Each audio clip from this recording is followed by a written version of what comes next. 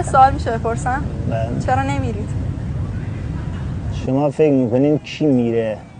شما تهش قطعا نه میخوام بگم کسی که اومده میره، کسی که هست که نمیره که. کل جمهوری اسلامی رو دارم میگم که این قضیه تموم بشه، یه 3 نفر دیگه دقیقاً از هم بپاشه، یه عده دیگه بیان مدیریت کنن، شاید قضیه درست، شاید قطعا درست میشه. هرچی هست از این واقعا از این بدتر دیگه نمیشه. کثافتکاری بهتره. واقعا یه چیزی از این بدتر بگم، من میگم روحانیون آره روحانیون بمونن، چون هستن، کشور اسلامیه، بمونن، کشوری که دینش اسلامه، ولی سیستم جمهوری اسلامی بره.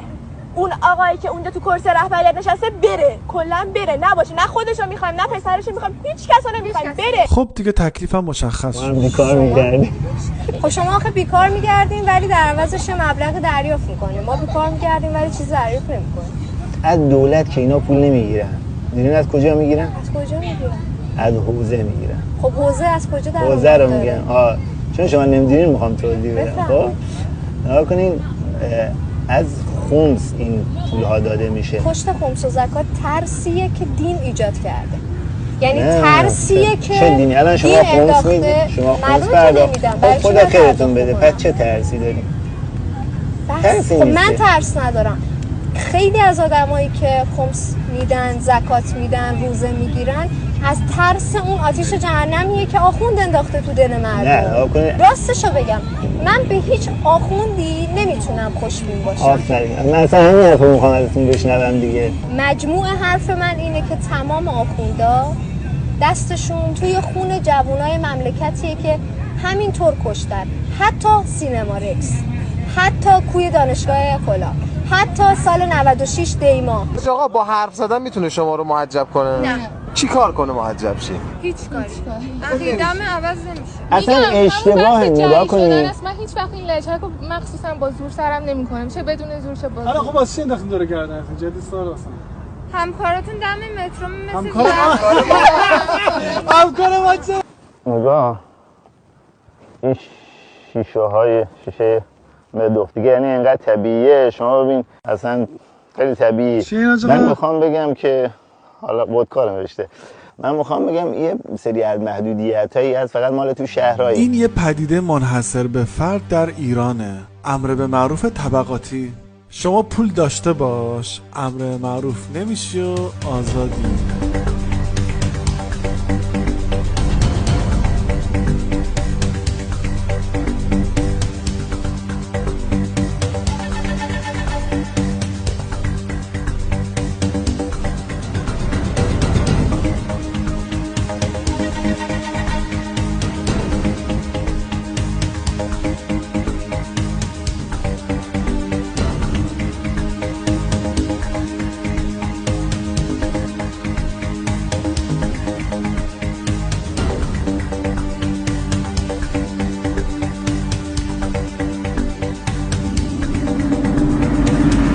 واقعا بسم الله. چی شد یه عده اینجوری رد دادن؟ چی شد این همه امر به معروف و خواهرم حجابت و حجاب محدودیت نیست و مسئولیته؟ برعکس جواب داد. تو با این چادر زهراییت با کلاسی با وقاری، دخترم تو گوهری، تو دوری، دختران دورند و چادر چون صدف. چادر کاغذی مرجکاست دیگه. آقایون که میاد اینجا یه چیزی میذاره قناعت میذارن که کسی خدا نکنه نزدیک نشه. بعد از اینکه شاه و اطرافیانش فرار کردن، نتونستن همه چی با خودشون ببرن. یه چیزایی موند اینجا مثل کاخایی که توش عیاشی میکردن. قانون کشورمون میگه که کاخا باید موزه بشه، درس عبرتی بشه برای بازماندگان. چه هلیکوپتر نمیشه از بالا نشون بدی؟ پیدا سرن چه هلیکوپتر اینا وسط تصویر. مثلا کاخ لطیان با اون موقعیت استراتژیکش دست ریاست جمهوریه. و همون خاطره معروف اسکروی آب هاشمی و دخترش فائزه یادتونه دیگه، یا کاخ کلاردشت تو زیباترین نقطه کلاردشت با اون ویو رؤیاییش، اونم دست ریاست جمهوریه. حالا بیا برگردیم به همون کاخ دیزین. شما گفتن اینجا کاخ شاه، ما اومدیم اینجا ببینیم چه خبره. آره ما مهمون آقایون بودیم. حالا شاید آقایون ما رو ببینن دوست داشته ما رو دعوت کنن.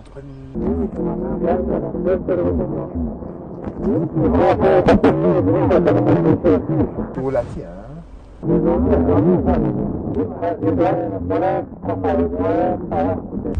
سلام آقا. سلام علیکم. ما الان رفتیم اونجا که بریم یک سر بریم یک دوری بزنیم ببینیم چیه، راهمون ندادن. گفتم ببینم چیه مگر اونجا. مگه داره خب. کار اونجا. میخوره میخوابه هیچی دیگه با میخوره میخوابه. یعنی مثلا میاد برای تفریح.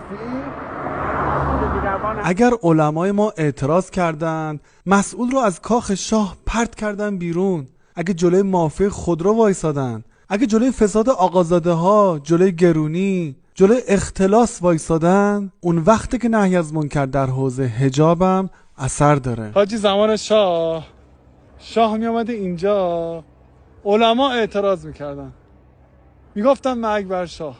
مردم سمت کی بودن؟ سمت علما.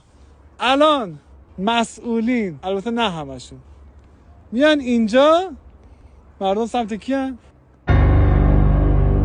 نماینده آیت الله علم الهدا. من نماینده آیت الله علم الهدا. خب میخوام یک نظر شخصیتون رو در رابطه با ایشون بدونم. همون چیزی که میخوام تو ذهنتونه، یه نظرسنجی داریم میکنیم. اگر اول میگو با علم الهدا که من اصلا نمیومدم آقا. خب همین دیگه، اتفاقا صحبت همینه. من واقعا نماز جمعه کسی جوونا بخوام نماز جمعه به خاطر ایشون نمیرم. یعنی یک کسی که باشه شاید بریم. اثر داره آره دیگه. مطمئنا میرم. هیچ مورد مثبتی نداری ازشون؟ میخوام بگیم چرا مورد مثبت هم داریم. خشم خانواده ها سر ایشون کم میشه، یعنی مردای خانواده تخلیه میشن وقتی اخبارشون میره. نه همونی که کل پولای آستان قدس میگیره بعد میگه من سیدم حقمه. کلا روحانی یا آخوندی میرن فرار. کلا از آخوند فراری.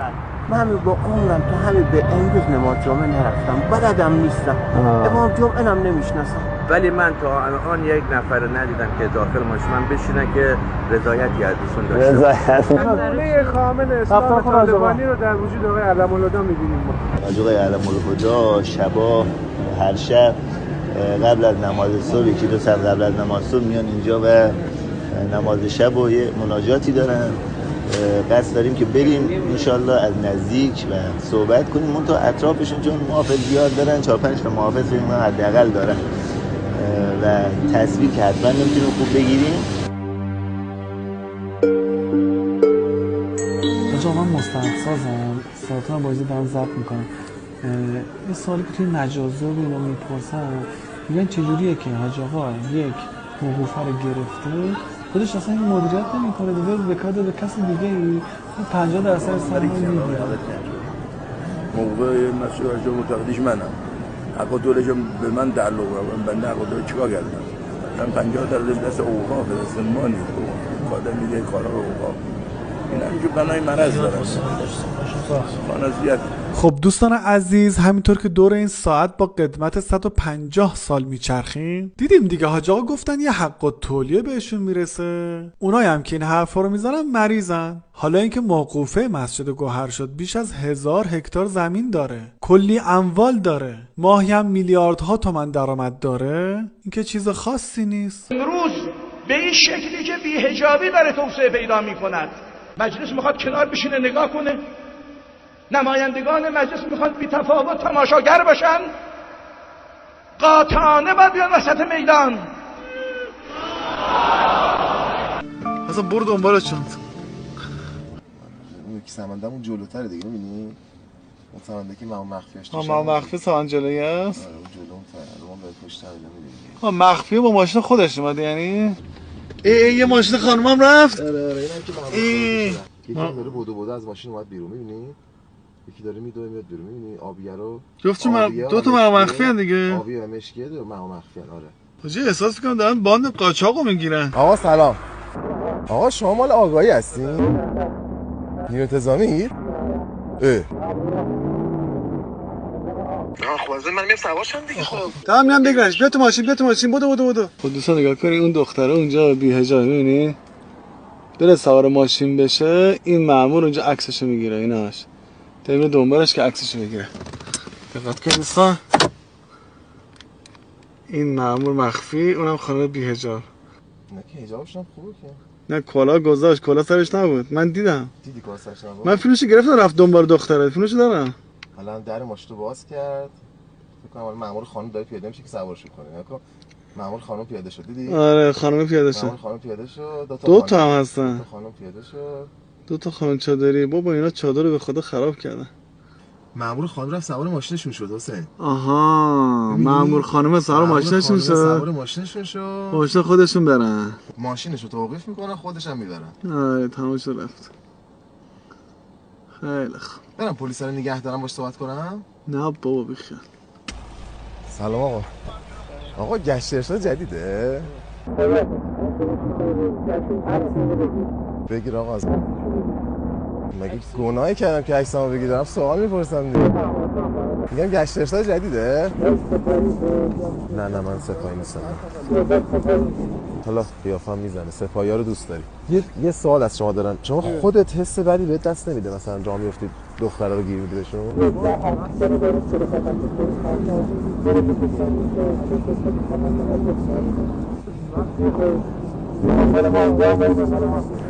آخه من شما موقع من گفتی من گشت ارشاد نیستم بعد سلام آقا مخلصم. ولی موقع چرا هر روز شما میید اینجا دنبال پلاک میگردید؟ سوال زده هست. آقا پرسیدن حق ماست. فردا ما هستی بیام؟ حجاب تو جامعه قطعا مسئله ضروریه، اما چی میشه که اولویات رو تغییر میکنه؟ چی میشه که از افسر سرقت میخوایم به جای اینکه دنبال دزد باشه دنبال دخترا بدوه؟ اصلا کیا بودن که اول انقلاب حجاب رو تبدیل کردن به اولویت اول نظام؟ تهش هم التیماتوم دادیم که از فردا هیچ که حق نداره بدون حجاب. خیلی اونجا شلوغ کردن، قور زدن، داد زدن، یکی گفت میشه. اون حساب که ما محکم گفتیم نمیشه از فردا بدن. گفتیم من به دجمان و اینا هم گفتیم نه یه جا راش ندیم. از اونجا ما شروع کردیم. من نزدیک 7 سال توی این شهر زندگی کردم. اینجا درس خوندم دیگه. منم طلبگی خوندم، اخراجمون کردن. میدونم. این مونوریل رو درست کردن. ما الان با هم دیگه رفتیم اون جلوترشو. دم حرم که میرسه، حاجی دقت بکنید ستوناش مستقیمه. یهو این ستون مستقیمیا آره دیدم کج شده. یهو کج میشه به راست. اینا می‌خواستن مستقیمه رو برن. از یه بخشی از حرم رد می‌شدن. علما اعلام کردن که این مونوریل نباید از اون بخش حرم رد شه. آقای خیلی عجیبه چرا از اول فکر نکردن؟ یعنی اینا نمیدونستن اگه بره بخشی از حرم حاجی الان شما اینجا رو ببین، مونوریل از قبل از حرم اومده، دم حرم که میرسه متوقف میشه، نه ستونی هست نه هیچی. دقیقاً بعد از حرم از همین جایی که میبینی دوباره ستونا شروع میشه میره تا اون انتها. یعنی یک قدرتی انقدر قویه که میگه آقای شهرداری، آقای دولت، هر کسی این همه هزینه کردی، مونوریل کشیدی، رسیدی دم حرم، من برام هیچ اهمیتی نداره. مونوریل تو حق نداره که حتی از روی یه بخشی از حرم من رد بشه. نباید رد بشه.